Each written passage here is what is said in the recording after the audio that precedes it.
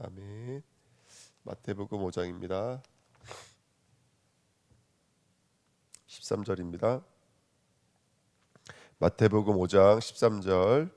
너희는 세상의 소금이니 소금이 만일 그 맛을 잃으면 무엇으로 짜게 하리요?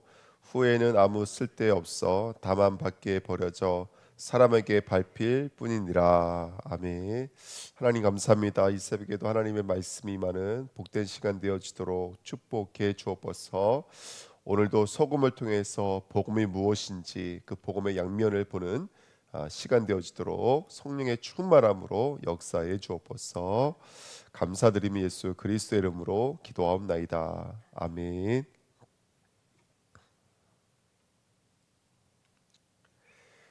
이번에는 한 주간 우리가 소금 언약이라는 말씀 제목으로 소금이 통해서 그리스도를 설명하고 있고 또 성도는 어떤 삶을 살아야 되는지를 좀 들여다보는 시간을 가졌습니다.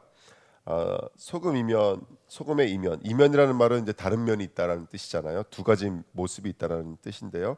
자, 첫 번째 우리가 소금하면은 첫 번째 우리가 봐야 될 것이 소금과 복음입니다. 레위기 2장 13절에 내 모든 소재물에 소금을 치라. 내 하나님의 언약의 소금을 내 소재에 빼지 못할지니 내 모든 예물에 소금을 드릴지니라. 아멘. 번제 같은 것은 예수 그리스도의 희생을 상징하는 거고요. 소재는 뭐냐면 그 밀가루에다 떡을 만들어 가지고 거기다가 모략 같은 향을 발라 가지고 드리는 제물이거든요. 이것은 그 성도가 열매를 구하기까지 행동했을 거 아니에요. 그죠? 봄부터 뿌리고 뭐 자라게 만들어서 열매까지 거두어서 떡을 만들어서 드리는 것이니까 이것은 뭘 드리는 거라면 그 사람의 행동 거지를 드리는 거예요. 예. 근데 그 행동 거지에 소금을 뿌린다는 것은 뭐냐면 모든 우리 인간의 행동의 근본은 소금이다 이런 뜻인 거죠. 그러니까 소금은 여기서 말하는 소금은 우리가 영원한 언약이라 말씀드렸고 주일날 그 영원한 언약이 변치 않는 그리스도의 십자가다. 모세도 아담도 아브라함도 바울도 하나님이 주신 언약은 그리스도의 십자가 외에 다른 언약은 없다. 소금을 치라 이 말은 우리의 모든 행동 봄부터 겨울까지 우리 행동의 모든 행동의 거지에 모델은 뭐다? 그렇죠? 예수 그리스도의 피라는 거죠. 십자가라는 것이죠. 그러니까 소금을 치다 이 말은 그 소금이 우리 안에 녹아져 들어오게 되면 소금의 맛을 내는 것처럼 저와 여러분들이 우리의 행동에 예수가 들어오시게 되면 우리 행동이 뭘로 바뀌어지는 거예요?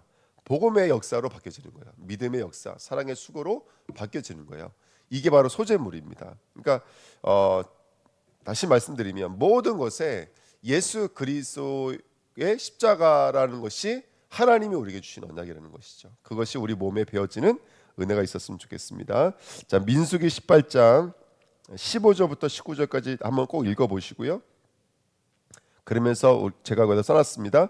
그 고기는 내게 돌릴지니 흔든 가슴과 오른쪽 넓적다리 같이 내게 돌릴 것이니라. 이스라엘 자손이 여호와께 거제로 드리는 모든 성물은 내가 영구한 몫의 음식으로 너와 내 자손에게 주노니 이는 여호와 앞에 너와 내 후손에게 영원한 소금 언약이니라. 아멘. 제사장에게 돌릴 제물에 대한 거예요. 그러니까 제물이 다 하나님만 가져가시는 것이 아니라 누구에게 돌렸냐면 제사장의 몫으로 돌렸어요. 그 가슴살 흔든 가슴과 넓적다리 오른쪽 넓적다리를 제사장에게 주는 거예요. 그렇죠? 그래서 이거는 이제 제사장의 소유가 되는 거예요.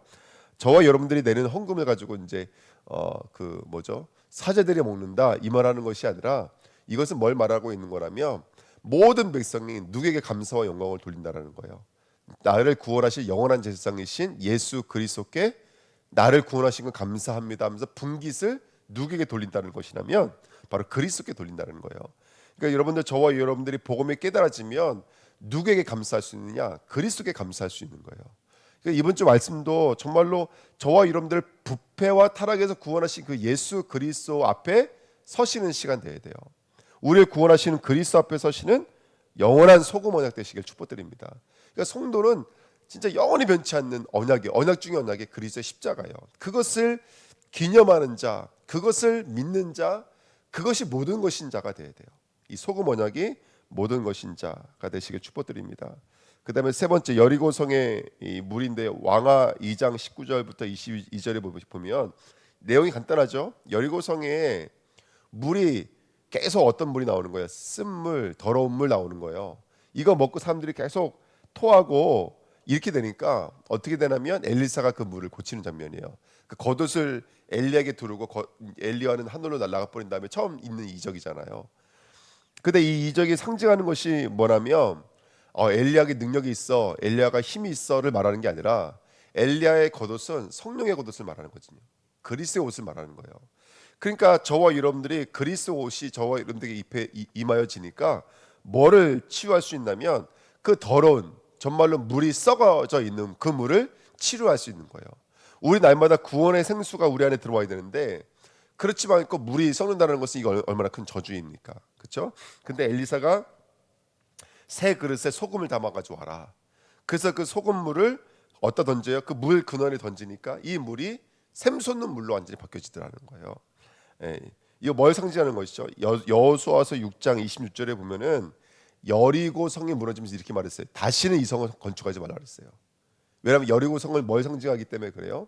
하나님의 나라를 완전히 대적하고 있는 이 땅의 죄악의 성을 상징하는 성이에요. 그게 여리고성이잖아요. 그러니까 여리고성은 다시 세우면 안 돼요. 근데 여리고성을 또 세운 거예요. 그러니까 그 여리고성은 그 근본 바탕이 뭐냐면 불신앙을 함의하고 있는 것이거든요. 그러니까 그 물은 죽음의 물이고 썩은 물이 된 거예요. 근데 그 죽음, 우리의 죄, 우리의 불신앙, 우리의 모든 악의를 죄악을 치료할 수 있는 물은 예수 그리스도의 소금밖에 없다는 거예요. 그리스도의 십자가 외에 없다는 것이죠. 바로 우리의 이 여리고성을 함락시킬 수 있는 방법은 복음 외에는 없습니다.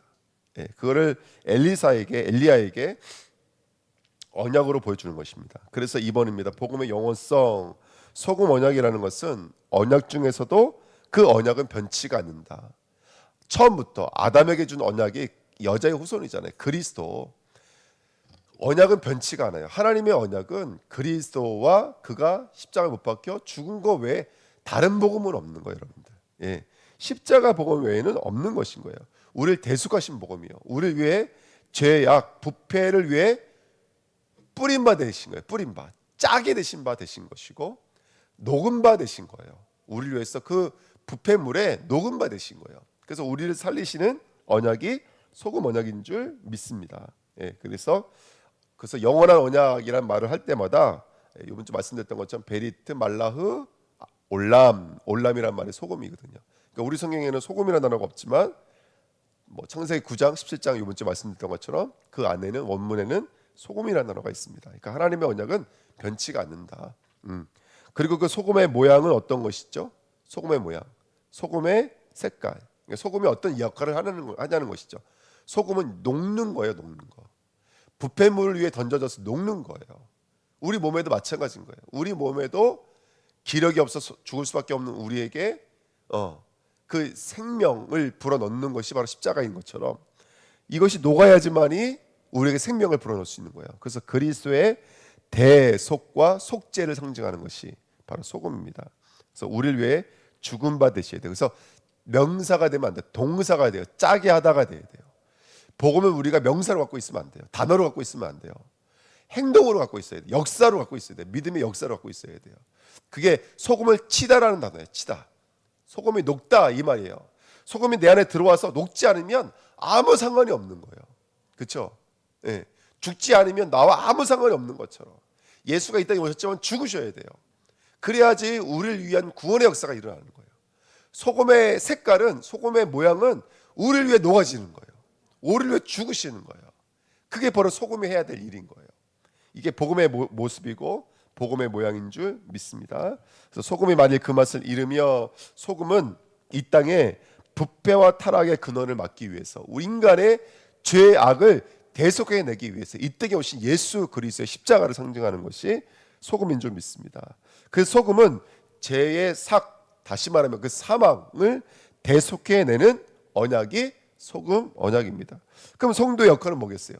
네가 소금이다, 빛이다. 그러면 성도의 역할은 다른 게 아닌 거예요. 그 그리스도의 삼중직이 오늘 저와 여러분들의 삶을 통해서 나타나는 것이죠. 선지자적, 제사장적 왕적 삶을 가지고 오늘 이 타락의 땅에서 그리스도의 복음의 증거됨으로 말미암아 하나님의 모든 율법이 이루어지는 축복된 삶이 성도의 삶인 줄 믿습니다. 이제 가정을 회복해야 되겠고, 또 산업을 회복해야 되겠고, 그렇죠? 우리 후대들이 일어나야 되겠고, 다민족이 살아나야 되겠죠. 하나님의 방법이 뭐라고요? 예수 그리스도의 십자가인 줄 믿습니다. 아멘. 율법이 아닙니다. 예. 이게 맞는 거지, 저게 맞는 거지가 아니라 복음입니다. 십자가만이 답입니다. 예. 신비주의도 아닙니다. 어떤 기적과 표적도 아닙니다. 십자가입니다. 예. 뭐 헬라인은 지혜를 구하고 유대인은 표적을 구하지만 하나님 보여줄 표적은 요나의 표적 외에는 없습니다. 예. 십자가 외에는 없습니다. 자, 두 번째입니다. 그런데 소금은 또 성경에 보면, 구약 성경에 보면은 이렇게 우리를 구원하는 모습으로서의 소금도 있지만 반대로 심판으로서의 모습이 있어요. 그래서 오늘 말씀 제목이 소금의 이면이에요. 완전히 다른 면. 어떤 단어가 있을까요? 여러분 창세기 19장 말씀 아시잖아요. 룻의 아나가 나오는데 뒤돌아보다가 소금 기둥이 됐어요. 예. 여러분 소금이 어쩔 때는 또 뭐가 되냐면 저주 중에 저주가 돼요. 예를 들어서 바다에서 바닷물 마시면 어떻게 돼요? 바닷물 때문에 죽어요. 소금 때문에 죽는 거예요. 소금 때문에. 그러니까 이 소금은 어떤 면에서는 구원도 되고 대속이 되어지고 은혜와 감사가 되어지지만 믿지 않을 때 뭐가 되냐? 복음이라는 게 그렇잖아요. 하나님 우리 심판할 때 무슨 기준을 갖다가 심판하시는 거예요? 그 십자가를 기준으로 심판하시는 거예요. 그럼 믿지 않는 자에게는 이게 우리의 심판의 죄의 목이 되는 거예요. 소금이라는 것이. 그러니까 짠 게 구원이 되기도 하지만 믿지 않는 자에게는 짠 게 저주가 되는 거예요. 그게 뭐가 되는 거예요? 소금 기둥이 된다는 것은 뭐예요? 저주예요. 믿지 않는 자에게는 이것이 심판의 내용이잖아요. 그렇죠? 저주 덩어리가 된다는 거예요. 재앙 덩어리가 된다는 거예요. 믿지 않으면 이것은 완전히 저주 덩어리, 심판에 굳어져 버린 것을 소금 기둥이라고 그래요. 심판에 굳어지는 것을. 그래서 우리 주은혜 교회 한번 돌아보십시오. 세상 사람들은 전혀 보지 못하죠. 간팍하죠. 이게 덩어리예요. 굳어버린 거예요. 이게 재앙 덩어리예요. 저주 덩어리예요. 심판 덩어리인 거예요. 이게 바로 소금 기둥입니다. 그래서 우리는 오늘 뒤돌아볼 수밖에 없는 우리의 불신앙 덩어리를 깨트리는 자가 되시길 축복드립니다. 아멘. 건건한 땅, 예레미야 17장 6절에 보니까요. 그는 사막의 떨기나무 같아서 좋은 일이 오는 것을 보지 못하고 광야의 간조한 곳, 건건한 땅, 사람이 살지 않는 땅에 살리라. 건건한 땅이 소금 땅이라는 뜻입니다. 소금 땅. 완전히 물기가 사라지니까요. 소금만 남아 있는 거예요. 이제 이거 우리 익숙하지 않지만 이스라엘은 이런 동네가 많아요. 땅 자체가 소금이에요, 소금. 그 소금을 땅에서 캐요. 신기한 일이죠. 소금 땅, 건건한 땅이 된 거예요. 그게 건건한 땅이거든요. 이 건건한 땅에는요 생명이 못 살아나요. 씨가 떨어져도 발화가 안 돼요. 다 죽는 거예요. 굉장히 무시무시한 땅이죠. 자, 이런 땅의 상태. 그러니까 정말 우리가 복음이 생명수로 흐르지 않잖아요. 그러면 이 복음 때문에 정말로 심판의 몫이 되어지는 이 모습이 바로 소금이기도 합니다. 에스겔 47장 8절부터 11절 말씀해 보시면 동쪽에서 흘러서 남쪽으로 흘러가는, 서쪽으로 흘러가는 그 성전 제내에서 흘러나온 물이 닿는 것마다 어떻게 된다 그랬어요? 다 살아나요. 다 치유가 되어져요. 근데 뜬금없이 이런 말씀이 있어요. 10절에 또 이 강가에 어부가 설 것이니 엔게디에서부터 에네글라임까지 금을 치는 곳이 될 것이라. 다 살아나니까 막 물고기가 넘치니까 그 고기가 각기 종류를 따라 큰 바다의 고기같이 심이 많으려니 거예요. 성전에서 흐르는 물에 거기까지 가는 거예요. 막 어부까지 다 살아나는 축복까지. 근데 뜬금없이 11절에 뭐라고 써 있어요? 그 진펄과 개펄은 되살아나지 못하고 소금 땅이 될 것이며. 이게 무슨 말입니까, 여러분들? 자, 지금 이게 헷갈리실 게 하나도 없는 게 뭐냐면 복음이 들어오잖아요. 누구에겐 기뻐요? 누구에게 기뻐요? 믿는 자에게는, 죄인에게는, 세리에게는 어떻게 돼요? 그 복음은 기쁜 소식, 생명의 소식인 거예요. 근데 믿지 않는 자들에게는 그 복음은 뭐가 되는 거예요? 예? 저주 덩어리, 재앙 덩어리, 깜빡해서 보지 못하고 듣지 못하니까 우리에 갇혀져 있는 이 소금 기둥들이 뭐가 되는 거예요? 아무것도 살아날 수 없는 개펄과 진펄의 모습인 거예요. 이 마음이 지금 어디 안에 있는 거예요? 생명수가 흐르고 있는 우리 모습 안에 한쪽에 그 개펄과 진펄이 있는 거예요. 이게 성전의 물이 흐르고 있는 그 한쪽의 면에 있는 우리 안에 있는 모습인 거예요. 성도 안에는요, 소금이 생명 역할을 하고 있는, 복음의 복음 역할을 하고 있는 한쪽 면도 있지만 또 한쪽에는 믿지 못해서 아직까지도 간격해져 있는 개펄과 진펄, 건건한 땅이 소금 기둥의 모습이 우리 안에 있는 거예요. 뭐 바깥에서 믿는 자 안 믿는 자 그거는 우리와 상관없는 거잖아요. 지금 우리 안을 들여다보라는 거예요. 그러니까 이 건건한 땅, 예레미야에서 말하고 있는 그 건건한 땅, 성도들에게 말하는, 이스라엘 백성들에게 주신 말씀이잖아요.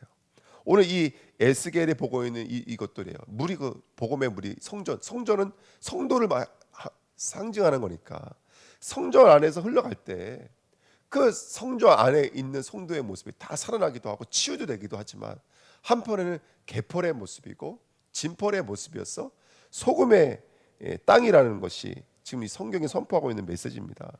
예. 그다음에 스바냐 2장 9절에는 소금 구덩이가 있어요. 소금 구덩이. 예.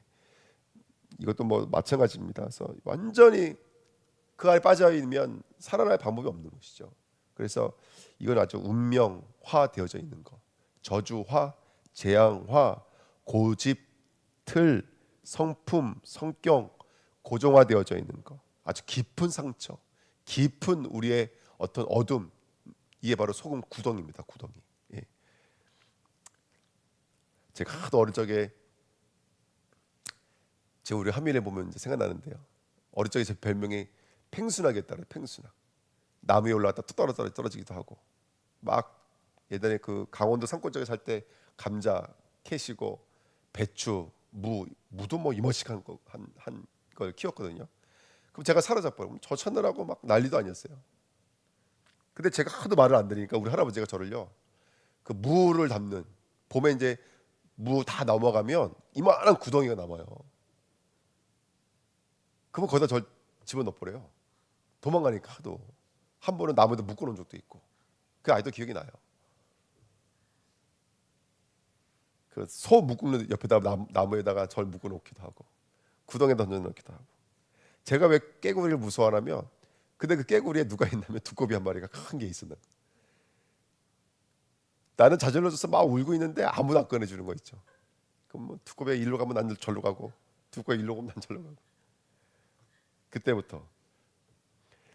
그러니까 야, 이게 소금 구덩이에 빠지면 이게 못 나는 거예요. 이게 제 안에 있는 깊은 상처라니까요. 그러니까 제가 지금도 두꺼비만 보면은 깜짝깜짝 놀랐는데, 제가 지금 뭐 하는 줄 알아서 집에 도마뱀 키우고 있어요. 우리 하나 때문에. 처음에는요 만지지도 못하겠더라고. 지금은 잘 만져요. 며칠 지내다 보니까 이제 익숙해졌나 봐요. 치유가 된다는 얘기겠죠. 그거 깨지는데 아주 저거요.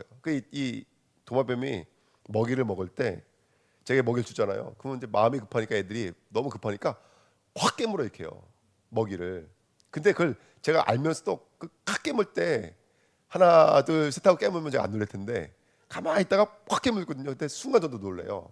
그러니까 제 안에 있는 소금 덩어리, 이 상처, 뿌리 내리고 있는 깊은 상처, 그 파충류, 그 양서류에 쩔쩔 매고 있는 제 안에 있는 깊은 상처. 왜 우리 할아버지가 거기다 구덩이에다 던져 넣으셔가지고 제 안에 깊은 상처를 만들어 놓으셨는지. 예. 오늘 소금 구덩이에서 빠져나오시길 축복드립니다. 예. 자, 이렇게 소금은 구원과 심판, 은혜와 유기, 이렇게 이중적 의미가 내포되어져 있습니다. 그래서 오늘 마태복음 5장 13절에 후반부에 그래서 이 말이 써 있는 거예요. 소금이 만일 그 맛을 잃으면 무엇으로 짜게 하리요? 후에는 아무 쓸데 없어 다만 밖에 버려져 사람에게 밟힐 뿐이니라. 아멘. 자, 여기 성경이 말하고 있는 건 이거예요. 소금이 되라예요? 아닙니다. 여기 뭐라고 썼냐면 너희는 이미 뭐라는 거예요? 소금이니, 이렇게 말하고 있는 거예요. 이미 소금이니. 그러니까 성경에서 저와 여러분들이 가다가 맛을 잃을 일이 있을까 없을까요? 소금의 특성 중에 하나가 뭐라면, 소금은 절대로 맛이 변질되지가 않아요. 저와 여러분들의 구원은 절대로 바뀌지가 않아요. 근데 오늘 본문 말씀을 우리가 잘못 읽으면, 네가 소금의 역할을 좀 잘 못하잖아? 그러면 밖에 버려질 거야? 그럼 사람들이 밟는다? 저와 여러분들 왜 사람에 왜 밟힙니까? 우리가 누군데? 우리가 하나님의 사람인데 왜 사람에게 밟힙니까? 그럴 일 전혀 없습니다. 물론 하나님이 우리를 치유해가는 만들어가는 과정 속에서 여러 가지 환난과 인내와 연단의 과정은 있지만 저와 여러분들은 맛을 잃어버릴 수가 없어요. 본문이 그렇게 말하고 있어요. 그 세상에 너희는 그 소금이다. 이렇게 말하고 하고 있는 거예요. 그러니까 만일이라는 말이 아마 이렇게 그래서 쓰는 것이 아닌가 생각이 들어요. 소금의 이 역할을 말하면서 저와 여러분에게 뭔가 중요한 메시지를 주고 싶으신 거예요. 근데 이 말을 여러 가지로 좀 생각해 볼 것이 있는데 이게 원문에 가깝게 해석된 말을 읽어보면 이렇게 써 있어요. 뭐라고 되어 있냐면 밖에 벌어져 받는다는 말이 이번 주 간단히 말씀드렸던 것처럼 그 말이 아니라 저와 여러분들이 세상으로부터 밟힌다는 말이 아니라 너희가 그 소금 그리스도를 밟고 있게 된다. 그래서 마태복음 7장 6절에 있는 말씀처럼 진주를 개 돼지에게 던지면 걔네들은 그 가치를 알아요, 몰라요? 몰라요. 그러니까 어떻게 한다고요? 그걸 배설물과 함께 뒹굴고 맨날 그걸 밟고 있는 거야. 아무짝에 쓸모가 없는 거야. 걔네들은 먹는 거 아니면 자기들에게는 아무 유익이 되지가 못해요. 그것이 바로 지금 이 성경이 말하고 있는 거예요. 그래서 여러분들 오늘 본문 말씀 잘 기억해 보세요. 지금 우리가 팔복하면서 이 본문 말씀이 있는 거예요. 우리가 예전에 빛이 되라 소금이 되라를 뭘로 받았냐면 사명 메시지로 받았어요. 근데 이거 사명 메시지가 아닌 거예요. 이 말인 거예요. 너희 안에 그렇게 뭐가 있어요? 가난함, 애통할 수밖에 없는 그런 또 다른 복음의 이면이 우리 안에 있어. 너희 안에 복음을 밟고 있는, 소금을 밟고 있는 또 다른 이면이 너희 안에 있어. 그런 소금 구덩이, 소금 기둥, 진펄과 개펄과 건건한 땅이 너희 안에 이면으로 있다는 거예요. 거기에 뭐를 뿌리는 자가 되라는 거예요. 소금, 대속의 은혜를 이번 한 주가 계속 동사용어로 가지라는 거예요. 그리스도가 나의 복음, 나의 그리스도가 되어지는 시간표를 가지라는 거예요. 그게 바로 산상수훈 다음에 가장 먼저 있는 이야기인 거예요. 이게요. 그 산상수훈에 연결되어지잖아요. 그렇죠?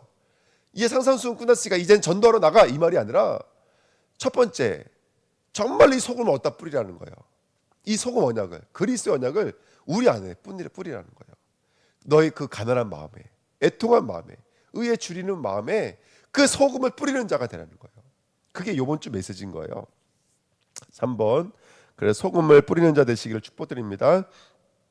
그 소금이 사람에게 밟힐 뿐이라 그 소금을 밟고 있는 자가 되지 마시고요. 불로써 소금 치듯함을 받으라 그랬습니다. 예, 연단 받으시듯이 이번 한 주간 계속 그 소금을 치시면서 저와 여러분들이 불로써 소금 치듯함을 받아서 너희 속에 소금을 두고 서로 화목하라고. 너희 속에 예수 믿지 못하게 만드는 팔이 있다면, 예수 믿지 못하게 만드는 눈이 있다면 그거 찍어버려라. 우리의 율법주의가 있다면 찍어버려라. 우리의 인본주의가 있다면 찍어버려라. 예, 소금 치듯 하라는 거예요. 그렇죠? 소금은 구원을 상징하기도 하지만 죽음을 상징하기도 하니까. 예, 그래서 소금을 치듯 하라. 예, 저와 여러분 안에 그 불신앙의 불을 태우는 자 되시기를 예수님의 이름으로 축복드립니다. 아멘. 그래서 오늘 말씀에 이게 13절에 뭐라고 시작하면 너희는 세상의 소금이니, 원문을 그대로 한다면 너희는 그 세상의 그 소금. 그러면 이 복음이 언제 적용이 된다라는 거예요? 그 세상, 여리고 성이구나, 여기가 개펄이구나가 보여질 때 그 소금이 된다는 거예요. 팔복이 뭐죠? 우리 마음에 가난해질 수밖에 없는 나를 본다는 뜻이잖아요. 그게 팔복이잖아요. 그 세상, 그러면 그 세상은 어딜까요? 그 세상, 예, 물론 바깥에 있는 우리가 복음을 증거해야 될 땅이기도 하지만 첫 번째 땅은 우리 안에 있는 땅, 우리 안에 있는 팔복의 마음이 들어와야 될 그 마음. 이게 바로 그 세상의 그 소금이 되는 거예요. 그러니까 우리가 해야 될 가장 키가 뭐냐면 이거예요.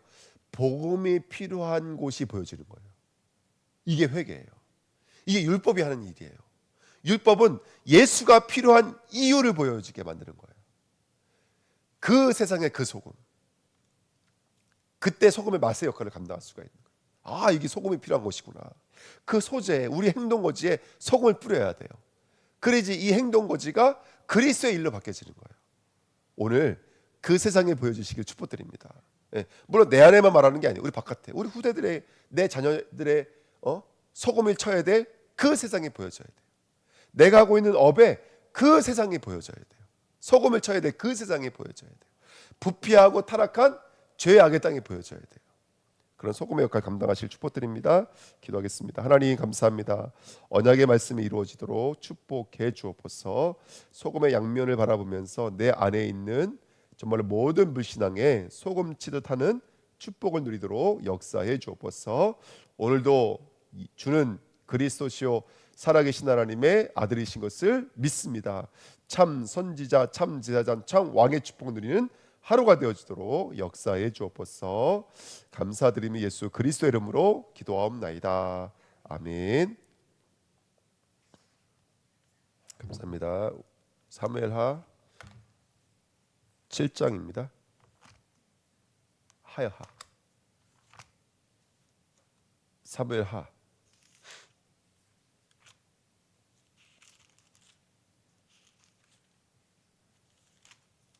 사무엘하 7장입니다. 7, 8, 9장입니다. 사무엘하 7, 8, 9장입니다. 여호와께서 주위의 모든 원수를 무찌르사 왕으로 궁에 평안히 살게 하신 때에 왕이 선지자 나단에게 이르되 볼지어다 나는 백향목 궁에 살거늘 너희 하나님의 궤는 휘장 가운데에 있도다. 나단이 왕께 아뢰되 여호와께서 왕과 함께 계시니 마음에 있는 모든 것을 행하소서 하니라. 그 밤에 여호와의 말씀이 나단에게 임하여 이르시되 가서 내 종 다윗에게 말하기를 여호와께서 이와 같이 말씀하시되 내가 나를 위하여 내가 살 집을 건축하겠느냐. 내가 이스라엘 자손을 애굽에서 인도하여 내던 날부터 오늘까지 집에 살지 아니하고 장막과 성막 안에서 다녔나니 이스라엘 자손과 더불어 다니는 모든 곳에서 내가 내 백성 이스라엘을 먹이라고 명령한 이스라엘 어느 지파들 가운데 하나에게 내가 말하기를 너희가 어찌하여 나를 위하여 백한목 집을 건축하지 아니하였느냐고 말을 하였느냐. 그러므로 내게 이제 내 종 다윗에게 이와 같이 말하라. 만군의 여호와께서 이와 같이 말씀하시기를 내가 너를 목장 곧 양을 따르는 데에서 데려다가 내 백성 이스라엘의 주권자로 삼고 네가 가는 모든 곳에서 내가 너와 함께 있어 내 모든 원수를 내 앞에서 멸하였은즉 땅에서 위대한 자들의 이름같이 내 이름을 위대하게 만들어 주리라.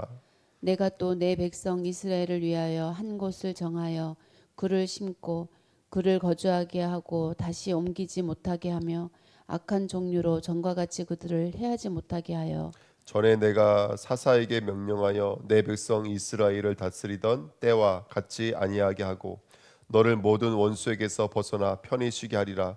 여호와가 또 내게 이르노니 여호와가 너를 위하여 집을 짓고 내 수완이 차서 내 조상들과 함께 누울 때에 내가 내 몸에서 날 씨를 내 뒤에 세워 그의 나라를 견고하게 하리라.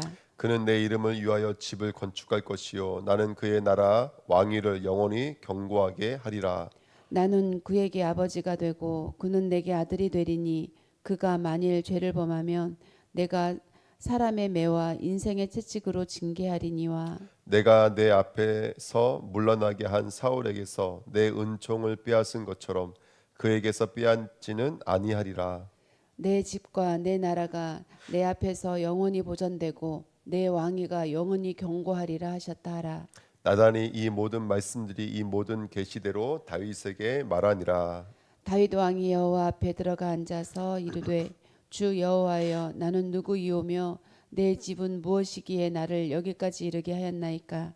주 여호와여 주께서 이것을 오히려 적게 여기시고 또 종의 집에 있을 먼 장래 일까지도 말씀하셨나이다.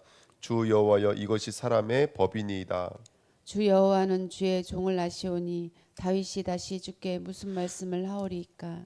주의 말씀으로 말미암아 주의 뜻대로 이 모든 큰 일을 행하사 주의 종에게 알게 하셨나이다. 그런즉 주 여호와여 주는 위대하시니 이는 우리 귀로 들은 대로는 주와 같은 이가 없고 주 외에는 신이 없음이니이다. 땅의 어느 한 나라가 주의 백성 이스라엘과 같으리이까.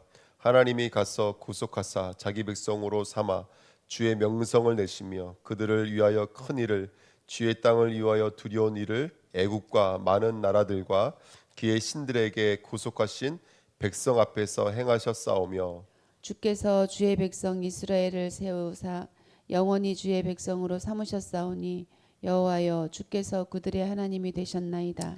여호와 하나님이여 이제 주의 종과 종의 집에 대하여 말씀하신 것을 영원히 세우시며 말씀하신 대로 행하사 사람이 영원히 주의 이름을 크게 높여 이르기를 만군의 여호와는 이스라엘의 하나님이라 하게 하옵시오며 주의 종 다윗의 집이 주 앞에 견고하게 하옵소서. 만군의 여호와 이스라엘의 하나님이여 주의 종의 귀를 여시고 이르시기를 내가 너를 위하여 집을 세우리라 하였으므로 주의 종이 이 기도로 주께 간구할 마음이 생겼나이다. 주 여호와여 오직 주는 하나님이시며 주의 말씀들이 참되시니이다. 주께서 이 좋은 것을 주의 종에게 말씀하셨사오니 이제 청하건대 종의 집에 복을 주사 주 앞에 영원히 있게 하옵소서. 주 여호와께서 말씀하셨사오니 주의 종의 집이 영원히 복을 받게 하옵소서 하니라. 그 후에 다윗이 블레셋 사람들을 쳐서 항복을 받고 블레셋 사람들의 손에서 메덱 암마를 빼앗으니라.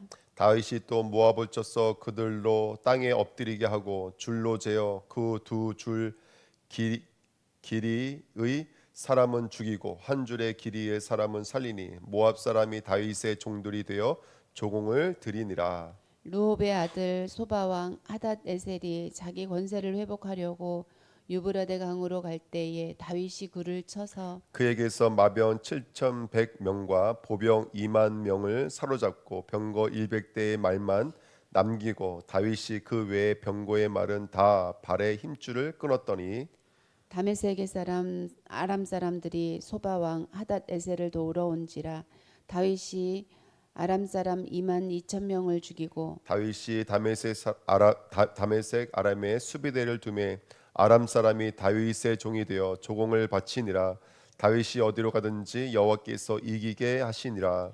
다윗이 하닷 에셀의 신복들이 가진 금 방패를 빼앗아 예루살렘으로 가져오고 또 왕이 하닷 에셀의 고을 베다와 베로 대에서 매우 많은 놋을 빼앗으니라.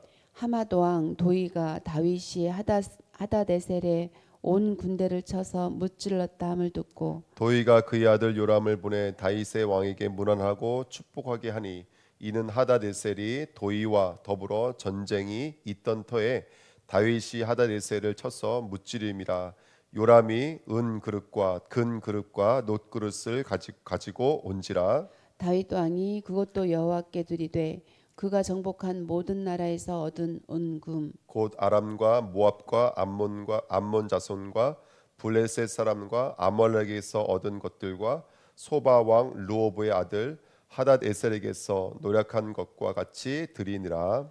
다윗이 소금 골짜기에서 에돔 사람 18,000명을 쳐 죽이고 돌아와서 명성을 떨치니라. 다윗이 에돔의 수비대를 두되 온 에돔의 수비대를 두니 에돔 사람이 다 다윗의 종이 되니라. 다윗이 어디로 가든지 여호와께서 이기게 하셨더라. 다윗이 온 이스라엘을 다스려 다윗이 모든 백성에게 정의와 공의를 행할세.